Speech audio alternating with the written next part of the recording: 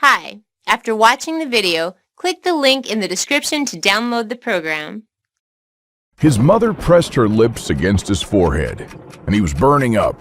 After he became unconscious, they knew their boy only had a few hours left. He desperately needed an antibiotic and something to bring his fever down.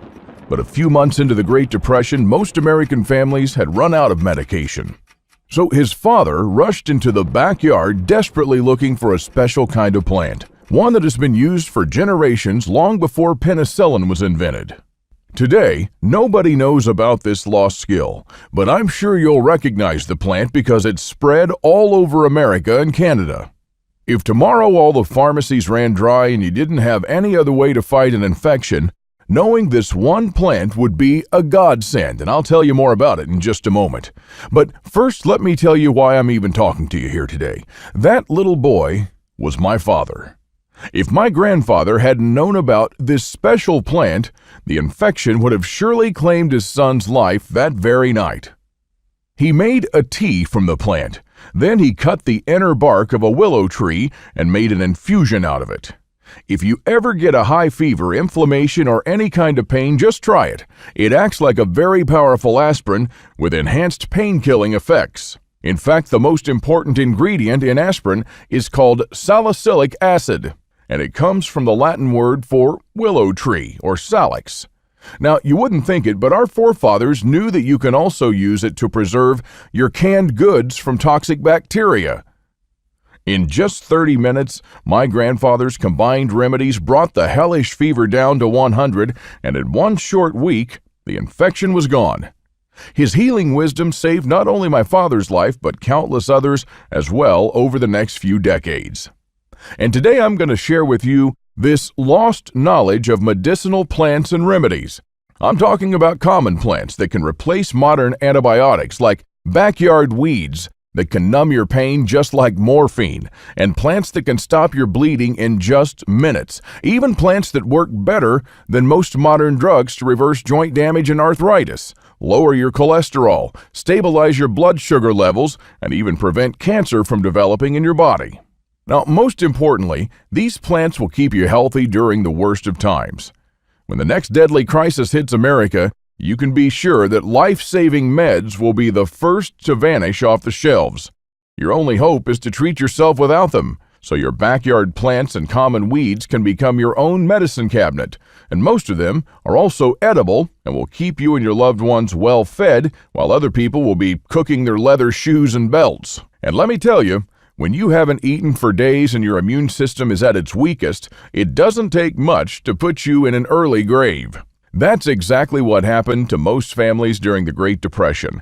When it wasn't food shortages that claimed the most lives like you might expect, it was disease. People would wither and die from common colds and infections in their own homes, and many were discovered like that by their neighbors with food supplies intact. What you're about to hear is a true American story stretching over 100 years and 3 generations of my family. It's something I've given a lot of thought to about sharing or not, as what I'm about to reveal is deeply personal. And I'm only doing it because this information will end up saving many American lives, and it could save yours as well. As a young boy, my grandfather came to America alone at the turn of the century with nothing but the clothes on his back. But when he left this world, more than 5,000 people from all over the world came to his funeral. Our small town of Springfield didn't have enough hotels to accommodate them, so everybody offered a place to stay, and while I didn't know most of them, they all knew my grandfather. And believe it or not, you know my grandfather too. You know him because you know his generation, the greatest generation. If you knew one of them, you knew all of them. It was a generation shaped by hardships and turmoil that others after them would never face again. It was a generation that had to mature fast in order to survive the Great Depression and then fight in World War II.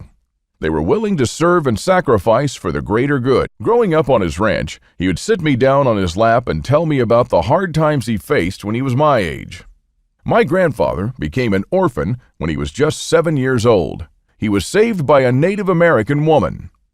Ayanna found him thin as a rake, eating pokeweed fruits in the woods, which are poisonous if you don't know how to cook them.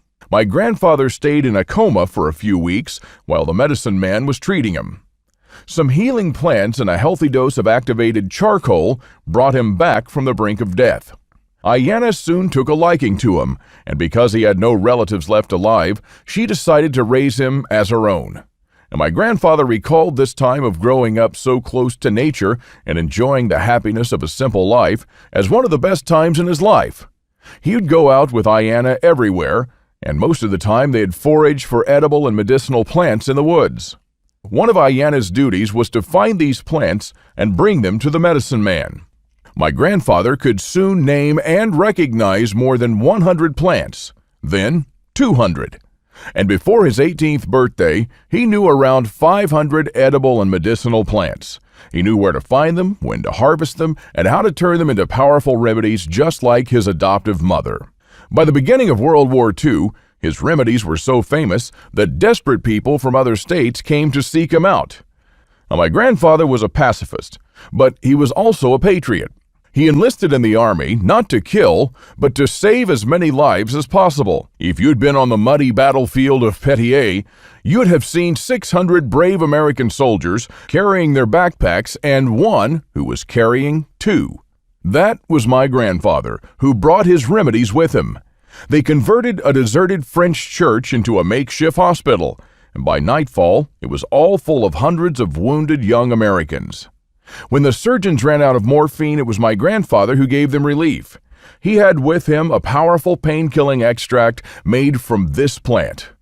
Now, I'm sure you've seen it in your backyard, too. Just as my grandfather taught me, I'll show you today how to make it so you never have to worry about running out of painkillers. My grandfather would rush from soldier to soldier and bring a small vial of the extract to their lips. In minutes, the loud groans and cries would subside to the amazement of all the army surgeons who had not seen anything like it before. And he wasn't a medic, but after seeing how well his remedies worked, they let him do his job.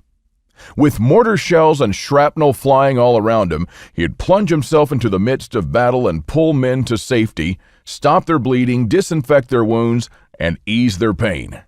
And by the end of the war, every man in the 8th Infantry Division knew him as Dr. Davis, and since then, that's what people called him. Back home in America, my grandfather never did get a medal for all his efforts, although he probably saved just as many lives as the surgeons that he worked with in the fields of Normandy. In the 60s, people from all over the country came seeking my grandfather. Our small farm was filled with the sick from dusk to dawn, and his supply of herbs was barely able to keep up. When I was a boy in the 80s, he would send me out to harvest the many types of plants and weeds he needed for his medicines. And it was one of my favorite activities. He just gave me a simple journal that held drawings and descriptions for every medicinal plant you can imagine. It became my grandfather's lifelong dream to gather all the natural cures and remedies spread all over America. So he talked to mountain men who had cured sickness and treated disease in communities cut off from civilization. He visited medicine men in Native American reservations, the living reservoirs of hundreds of generations of healing tradition. And every now and then, he traveled to the most remote corners of America, reaching as far away as the Alaskan tundra. His plant journal he gave me as a child grew larger and larger, and he began calling it the Lost Book of Old Remedies. At his funeral, an old woman, Mary, told me how she had met my grandfather many years before. He was passing through her small town looking for a plant and heard that a 9-year-old girl was very sick. She had tuberculosis, a disease that almost surely killed you back then. Mary was dying in her mother's arms. Now just try to imagine the feeling of helplessness and despair. Unfortunately, this is not a page closed in history. During many crises that came across time, say for example Katrina, antibiotics were the first to go off the shelves. And decent people like you and me died from common diseases that could have easily been treated with common plants. Anyway, at that time, an antibiotic for tuberculosis hadn't yet been invented. So my grandfather first used this plant. Few Americans know about this graceful weed, and fewer still grow it in their backyard. When the organism is in high stress mode from fighting an infection, this is exactly what you need to bring it to balance and speed up the healing process. Now, the second plant my grandfather used was spotted loco weed, which he always prescribed for shortness of breath and pulmonary infections. After making a concoction out of the two plants, Mary was cured in a few months, which is amazing because nowadays it takes at least 6 months to treat it using powerful antibiotics. She enjoyed a life that came so close to ending prematurely. I never knew her story until she told me, and as I looked around at the thousands gathered there, I realized my grandfather must have had many other stories and that a lot of people were only there thanks to his remedies. Was he able to save everyone no matter how advanced or hard to treat the disease? Of course not. If someone claims that they can treat your cancer with a miracle cure, you can bet that they're crooks trying to take advantage of you. My grandfather was not like that. He genuinely cared about all of his patients and was honest with them from the beginning. He didn't have miracle cures, but real cures. And I'm sure your grandmother had some as well. Maybe not as many as my grandfather, who was a professional healer, did, but she must have had a few time-tested remedies of her own. And when you got sick as a child, they worked just as well, if not better, than drugs. That's the kind of precious knowledge my grandfather tried to save and use for the common good all his life. And let me tell you, my grandfather's funeral was an eye-opening moment for me. The times I spent with him on his ranch in Texas were some of the happiest in my life. And when my grandfather died, he left me 3 things that I treasure greatly: the best childhood I could ever dream of, the values that made me the man I am today, and a manuscript. But make no mistake, this isn't just any kind of manuscript. It's something that all men and women from coast to coast should know about. It was his plant journal, his book of old remedies, and it began when he was young. My grandfather started writing down all the plants that he was gathering with Ayanna, and then took notes from the tinctures and concoctions used by the medicine man. He had it with him in the fields of northern France. It's what he used to treat many of our brave men when the antibiotics and pain medications ran out. It's what saved my father's life during the Great Depression when most Americans died from disease, not starvation, and it'll do the same in the next crisis. Even after the war, my grandfather's manuscript healed countless people. Some of them had conditions so severe their own doctors didn't know what to do. They all showed up on our doorstep. Desperate mothers with their children, hopeless seniors plagued by chronic pain, and even bedridden people brought by their relatives. I've seen them all. And my grandfather managed to treat most of them without using any toxic or addictive drugs. He used just what you might have right now in your backyard. Weeds you pass by every day without realizing their true power. This is why I say that this is probably the most precious thing my grandfather left me. I keep it in my medicine cabinet. It'll be there when my family and I need it most. I think it should be in your medicine cabinet as well. And that's why I edited all his manuscripts, so that anyone can take advantage of them. Instead of his drawings, I added real color pictures of the plants so that you can easily identify them. I also replaced his handwriting. At times it was difficult to understand, probably because some of his notes were written in the field and even in the midst of battle. But other than this, I left the information untouched. His manuscripts had stains of American blood from World War II, and I printed those too, exactly as I found them. After months of work and spending a great deal of time and money, I had it published. It's called exactly what my grandfather would have wanted: The Lost Book of Remedies. And here's just a glimpse of what you'll find in it. In the first part of my grandfather's The Lost Book of Remedies, you'll find pictures with all the healing plants in North America. For each plant, you'll also learn the little things you need to look for in order to be 100% sure that you've got the right plant and not a look-alike. This part goes extremely in-depth so people with no plant knowledge can use it to its full potential. I gathered medicinal plants for my grandpa when I was just 12, and if I did it back then, be sure you can do it now. With hundreds of healing plants, I knew I had to find a way for people to quickly pinpoint the one they need. So I first grouped them by type and location. And if you're at home, just open the Backyard Weeds chapter to find out what medicines you're growing around your house without even realizing it. For example, I'm sure you've already seen at least one of these so-called useless weeds. Well, my grandfather turned it into the powerful pain-killing extract that he used in World War II. Now, I hope you've never seen a grown man or woman crying in your arms in excruciating pain. So, how would you feel to be the only one from your group or town who can offer relief when people need it most?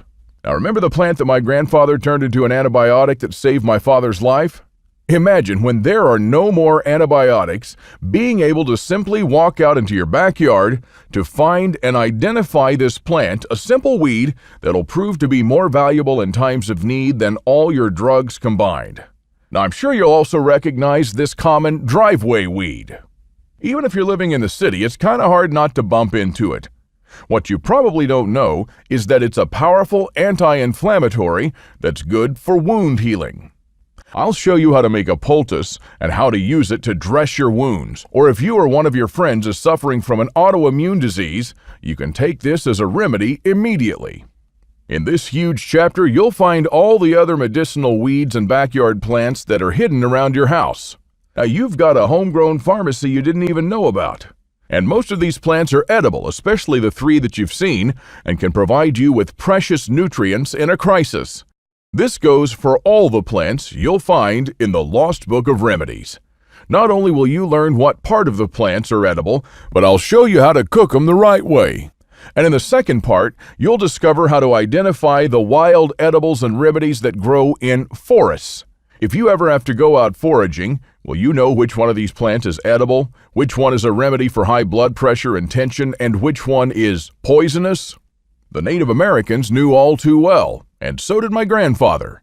But very few people nowadays know, so don't feel bad if you don't. These kinds of skills will set you apart from your group, and will probably turn you into their guide or even savior. Imagine just for a second how it'll feel to be able to be the only doctor for 50 miles. And all thanks to a simple book you had the foresight to get today. Click the link in the description to download the program.